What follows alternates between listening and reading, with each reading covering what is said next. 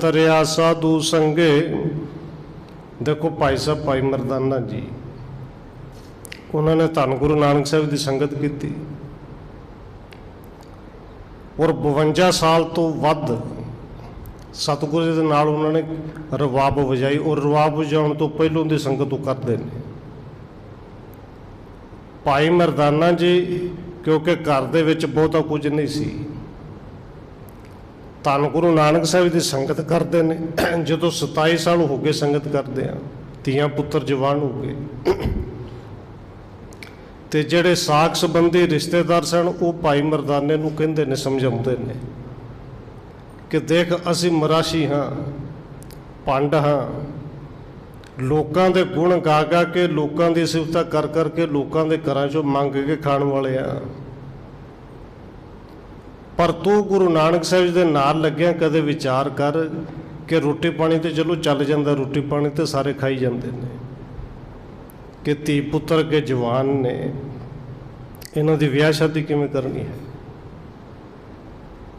ਭਾਈ ਮਰਦਾਨੇ ਨੂੰ ਧੰਨ ਗੁਰੂ ਨਾਨਕ ਸਾਹਿਬ ਜੀ ਤੇ ਪੂਰਾ ਭਰੋਸਾ ਹੈ, ਪਰ ਜਦੋਂ ਦੁਨੀਆ ਦੀਆਂ ਗੱਲਾਂ ਫਿਰ ਕੰਨਾਂ 'ਚ ਪੈਂਦੀਆਂ ਨੇ, ਕਿਤੇ ਨਾ ਕਿਤੇ ਥੋੜ੍ਹੀ ਜਿਹੀ ਚਿੰਤਾ ਆ ਗਈ।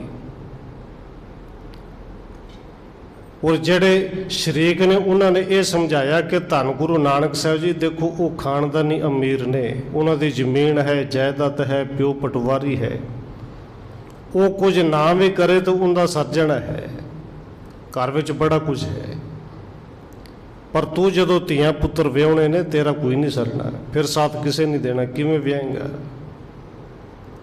ਔਰ ਇਹ ਸੁਣ ਕੇ ਭਾਈ ਮਰਦਾਨਾ ਜੀ ਦੇ ਅੰਦਰ ਥੋੜ੍ਹੀ ਜਿਹੀ ਚਿੰਤਾ ਆਈ।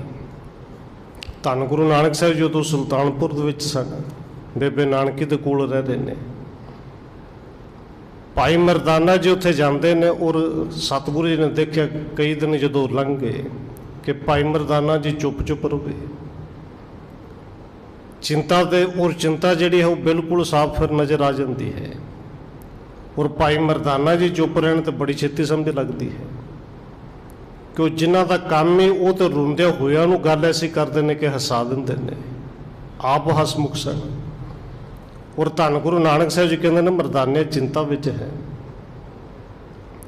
ਔਰ ਭਾਈ ਮਰਦਾਨੇ ਨੇ ਉਹ ਦਿਲ ਦੀ ਗੱਲ ਕਹਿ ਦਿੱਤੀ ਕਿ ਸਤਿਗੁਰੂ ਜੀ ਧੀ ਜਵਾਨ ਹੋ ਗਈ, ਘਰਦਿਆਂ ਨੇ ਵਿਆਹ ਰੱਖ ਦਿੱਤਾ ਹੈ, ਔਰ ਵਿਆਹ ਦੇ ਵਿੱਚ ਵੀ 2 ਕੁ ਮਹੀਨੇ ਦਾ ਸਮਾਂ ਬਾਕੀ ਹੈ। ਹੁਣ ਸਤਿਗੁਰੂ ਜੀ ਉਹ ਵਿਆਹ ਹੋਵੇਗਾ ਕਿਵੇਂ ਕਰਦੇ, ਇਹ ਗੱਲਾਂ ਵੀ ਕਰਦੇ ਨੇ, ਕਹਿੰਦੇ ਵੀ ਨਹੀਂ, ਆਂਢੀ ਗੁਆਂਢੀ ਵੀ ਕਹਿੰਦੇ ਨੇ। ਔਰ ਧੰਨ ਗੁਰੂ ਨਾਨਕ ਸਾਹਿਬ ਜੀ ਉੱਥੇ ਹੱਸ ਕੇ ਕਹਿੰਦੇ ਨੇ, ਨਾਲੇ ਤੇ ਗੁਰਬਾਣੀ ਦਾ ਸ਼ਬਦ ਪੜ੍ਹ ਕੇ ਸੁਣਾਇਆ ਕਿ ਮਰਦਾਨਿਆਂ ਚਿੰਤਾ ਨਾਨਕ ਚਿੰਤਾ ਮਤ ਕਰੋ, ਚਿੰਤਾ ਤਿਸ ਹੀ ਹੈ, ਜਲ ਮੈਂ ਜੰਤ ਉਪਾਇ ਕਹਿ ਤਿਨਾ ਵੀ ਰੋਜੀ ਦੇ। ਉੱਥੇ ਸਤਿਗੁਰੂ ਜੀ ਕਹਿੰਦੇ ਨੇ ਉੱਥੇ ਹੱਠ ਨਾ ਚੱਲੇ, ਨਾ ਕੋ ਕਿਰਸ ਕਰੇ, ਸੌਦਾ ਮੂਲ ਨਾ ਹੋਵੇ, ਨਾ ਕੋ ਲਏ ਨਾ ਦੇ। ਤੇ ਅਖੀਰ ਤੇ ਫਿਰ ਕਹਿੰਦੇ ਨੇ ਨਾਨਕ ਚਿੰਤਾ ਮਤ ਕਰੋ, ਚਿੰਤਾ ਤਿਸ ਹੀ ਹੈ। ਹੁਣ ਇਹ ਸ਼ਬਦ ਦੇ ਅਰਥ ਆਪਾਂ ਕਈ ਵਾਰੀ ਕੀਤੇ ਨੇ। ਭਾਈ ਮਰਦਾਨੇ ਨੂੰ ਇੱਕ ਗੱਲ ਤੇ ਸਮਝ ਲੱਗ ਗਈ ਕਿ ਸਮਰੱਥ ਗੁਰੂ ਦੇ ਹੁੰਦੇ ਹੋਇਆ ਸੱਚਮੁੱਚ ਚਿੰਤਾ ਕਰਨ ਦੀ ਕੋਈ ਲੋੜ ਨਹੀਂ। ਪਰ ਭਾਈ ਮਰਦਾਨਾ ਜੀ ਫਿਰ ਵੀ ਹੱਥ ਜੋੜ ਕੇ ਕਹਿੰਦੇ ਨੇ ਸਤਿਗੁਰੂ ਜੀ ਧੀ ਦਾ ਵਿਆਹ ਹੈ, ਸਮਾਂ ਥੋੜ੍ਹਾ ਹੈ, ਤੇ ਘਰ ਵਿੱਚ ਤੇ 2 ਵਕਤ ਦੀ ਰੋਟੀ ਵੀ ਮੁਸ਼ਕਿਲ ਨਾਲ ਚੱਲਦੀ ਹੈ। ਤੇ ਧੰਨ ਗੁਰੂ ਨਾਨਕ ਸਾਹਿਬ ਜੀ ਕਹਿੰਦੇ ਨੇ ਮਰਦਾਨਿਆਂ ਕਿ ਤੇਰੀ ਧੀ ਸਾਡੀ ਧੀ, ਉਹ ਧੀ ਦਾ ਵਿਆਹ ਹੋਏਗਾ, ਔਰ ਵਿਆਹ ਵੀ ਹੋਵੇਗਾ ਰਾਜਿਆਂ ਵਾਂਗੂ, ਮਹਾਰਾਜਿਆਂ ਦੇ ਵਾਂਗੂ, ਰਾਜਕੁਮਾਰੀ ਦੇ ਵਾਂਗੂ। ਹੁਣ ਭਾਈ ਮਰਦਾਨਾ ਜੀ ਉੱਥੇ ਹੱਥ ਜੋੜ ਕੇ ਕਹਿੰਦੇ ਨੇ ਸਤਿਗੁਰੂ ਜੀ ਮਜ਼ਾਕ ਕਰਦੇ ਹੋ, ਕਿਉਂਕਿ ਗੁਰੂ ਸਾਹਿਬ ਜੀ ਭਾਈ ਮਰਦਾਨੇ ਨੂੰ ਕਈ ਵਾਰੀ ਹੱਸ ਕੇ ਵੀ ਬਚਨ ਕਰਦੇ ਸਨ ਕਿ ਮਜ਼ਾਕ ਕਰਦੇ ਹੋ। 150 ਬੰਦੇ ਆਉਣਗੇ, ਉਹਨਾਂ ਦਾ ਲੰਗਰ ਪਾਣੀ ਹੋ ਜੇ, ਰੋਟੀ ਹੋ ਜੇ, ਮੇਰੇ ਵਾਸਤੇ ਤਾਂ ਇੰਨਾ ਹੀ ਬੜਾ ਹੈ। ਧੰਨ ਗੁਰੂ ਨਾਨਕ ਦੇਵ ਸੱਚੇ ਪਾਤਸ਼ਾਹ ਕਹਿੰਦੇ ਨੇ ਭਾਈ ਗੁਰੂ ਦੀ ਸੰਗਤ ਕੀਤੀ ਹੈ, ਸਾਗਰ ਤਰਿਆ ਸਾਧੂ ਸੰਗੇ।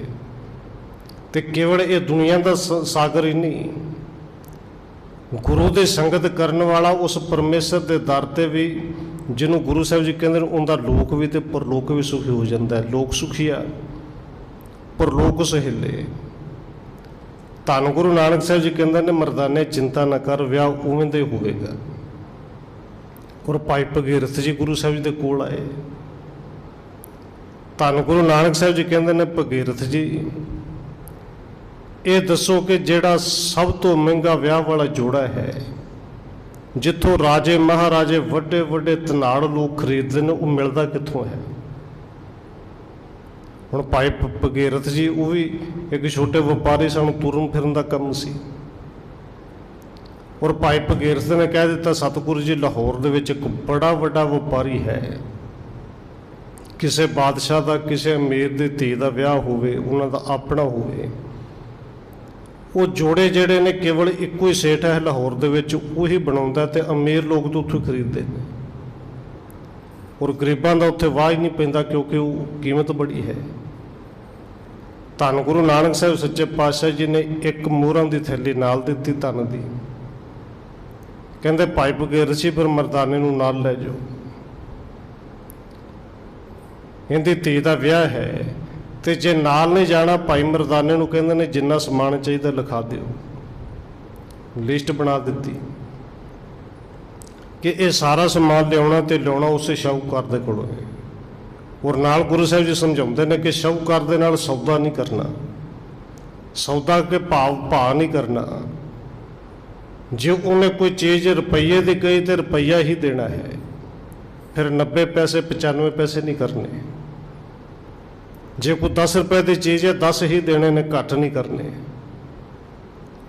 और भाई मरदाना जी वेख के अखा चो जल भर आए कि गुरु जी तो समर्थ ने, गुरु के होंदे चिंता करन दी लोड़ नहीं सी, पर लोगों के कहने करके चिंता मन में आ गई। हुण कह भाई भगीरथ जी जाते हैं और वो आप जी जानते हो कि शाहूकार जिहड़ा भाई मनसुख है वड्डा व्यापारी है। जाके भाई भगीरथ मिलता है कि एक चूड़ा चाहिए है तो चूड़ा जोड़ा वो चाहिए है जिहड़े राजे महाराजे अपने धीआं दे विआहां विच लैंदे ने, तू बनवा के देना है। और मनसुख कहता कि जरूर मिलेगा, इन्ने को पैसे जमा करा जो महीने बाद आके लै जिओ। पर भाई भगीरथ कहता कि समा तो भावें 1.5 महीने का रह गया विआह च, पर मेरे गुरु का हुक्म है कि असी वो अज ही लेना है, सिर्फ एक रात रुकना, कल की रात असीं इत्थे रुक नहीं सकते। तो जे तेरे कोल कोई बनया होया तैयार पिया तो वो दे दे, क्योंकि 1 महीने बाद असीं दोबारे नहीं आना। जिहड़ा तेरा बनदा धन रुपया मुल बनदा भावें दुगना लै, जिन्ना कहेंगे उन्ना ही देंगे, घट भी नहीं करते। और मनसुख सुन के बड़ा खुश है कि इवें दा अजकल कोई गाहक नहीं मिले अज तक कि जिहड़ा ये कहे जो मंगेगा वही देंगा। हुण भाई भगीरथ कोल एक जोड़ा भी तैयार सी, चूड़ा भी तैयार सी। और कुछ इतिहासकार लिखते हैं कि भाई मनसुख कहंदा मेरी अपनी धी वास्ते तैयार सी, पर कुछ को दा मनना है कि किसी बादशाह की धी का निकाह है, ये जोड़ा उनके वास्ते तैयार किया है। और खास करके जिहड़ा चूड़ा है वो हाथी के दंदा का बनया होया बड़ा कीमती है। फिर ये तैयार है, ये तू लै जा, मैं बाकी इंतजाम आपे करके दे देंगा, बनवा के दे देंगा। उत्थे गल्लां बातां करदे जदों चूड़ा भी ले लिया, रात पै गई तो मनसुख ने यह कहा कि फिर रात इत्थे रुको। नाल पुछ लिया कि तुहाडा गुरु किहड़ा है जिन्हें एडा हुक्म दे के घल्लिया कि रात तो वध रुकना नहीं। वो गुरु किहड़ा है जिन्हें कहा कि 1 पैसा भी घट नहीं करना। और जदों भाई भगीरथ ने धन गुरु नानक साहब का नाम ना लिया ना, कि वो समर्थ गुरु धन गुरु नानक साहब जी ने, जिन्हां दी संगत मैं करना, जिन्हां दी संगत भाई मरदाना जी करते हैं, जिन्हां दे बारे अज सतगुरु धन गुरु अर्जन देव जी कहते हैं सागर तरिया साधु संगे। साधु इत्थे गुरु नूं कहा है कि गुरु दे संगत करने वाला इस भवसागर तो तर जाता है। और जदों ही धन गुरु नानक देव सच्चे पातशाह का नाम लिया, भाई मनसुख के अंदर सचमुच सुख आ गया, अंदर एक तरह की शांति आ गई। और भाई भगीरथ जी कहते हैं उस गुरु की संगत की है। और कला मैं ही नहीं, कहते मैं मूर्ख के तक बात है ਕੋਟ ਪਰਾਦੇ ਤਰਿਆਰੇ, ਗੁਰੂ ਨਾਨਕ ਜਿਨ ਸੁਣਿਆ ਪੇਖਿਆ, ਸੇ ਫਿਰ ਗਰਬਾਸ ਨ ਪਰਿਆਰੇ।